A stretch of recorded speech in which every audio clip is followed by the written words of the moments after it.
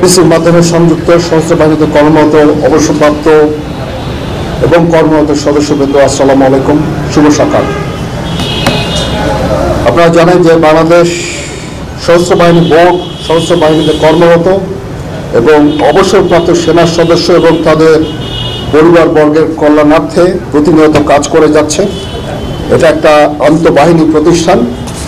এই প্রতিষ্ঠানের মাধ্যমে আমরা ইতিপূর্বে 20টা জেলা থেকে 64টা জেলার কার্যক্রম পরিচালনা করে আসছিলাম, বিশেষ করে হেলথ কেয়ার। যেটা এখন আমরা সিদ্ধান্ত নিয়েছি যে আমরা আরও 30টা মেডিকেল ডিসপেন্সারি, আগে যেগুলো ছিল সেগুলো ব্যতি রেখে আরও অতিরিক্ত 30টা মেডিকেল ডিসপেন্সারি কার্যক্রম শুরু করতে যাচ্ছি একসাথে।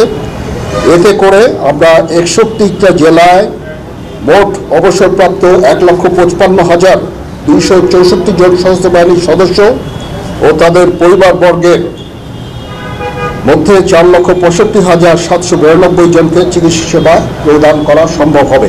অর্থাৎ এই 61টা জেলায় যেই ডিসপেন্সারি, মেডিকেল ডিসপেন্সারি এবং ডাক্তার থাকবেন, তারা এই এতজনকে পরিপূর্ণভাবে সবাইকে চিকিৎসা সেবা প্রদান করবেন। তাদের মোট সদস্য সংখ্যা হচ্ছে 4,65,792 জন।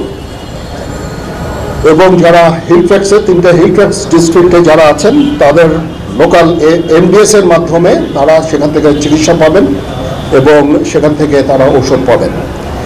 রিটায়ার্ডদের জন্য আরও অনেক পদক্ষেপ আমরা গ্রহণ করছি। আমরা পেরিফেরিয়াল যে সমস্ত কম্বাইন্ড মিলিটারি হসপিটাল আছে সেগুলোকে আমরা তাদের ক্যাপাসিটি বৃদ্ধি করছি, সেখানে তারা চিকিৎসা নিতে পারবেন।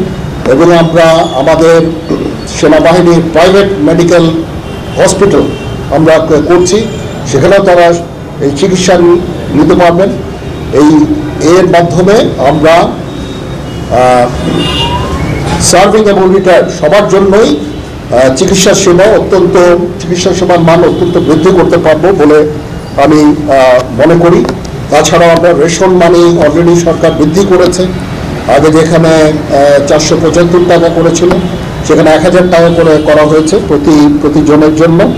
তো এভাবে আমরা যারা অবসরপ্রাপ্ত আছেন এবং সার্ভিং সবার জন্যই আমরা বিভিন্ন কল্যাণমূলক কাজ আমরা করে যাচ্ছি এবং কল্যাণমূলক কাজ আরও এগিয়ে যাবে। তো আজকে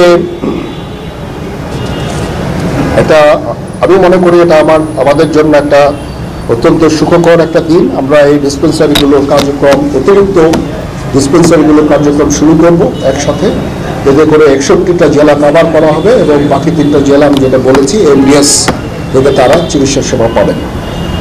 পরিশেষে আমি সবাইকে এই অনুষ্ঠানে হাজির থাকার জন্য এবং আমাদের এই অনুষ্ঠানকে সাফল্যমণ্ডিত করার জন্য ধন্যবাদ জানাচ্ছি যারা চাকরিরত এবং অবসরপ্রাপ্ত সকল সদস্যকে। সবাই ভালো থাকেন। আল্লাহ হাফিজ। আমি এখন সম্মানিত সেনাবাহিনী প্রধানকে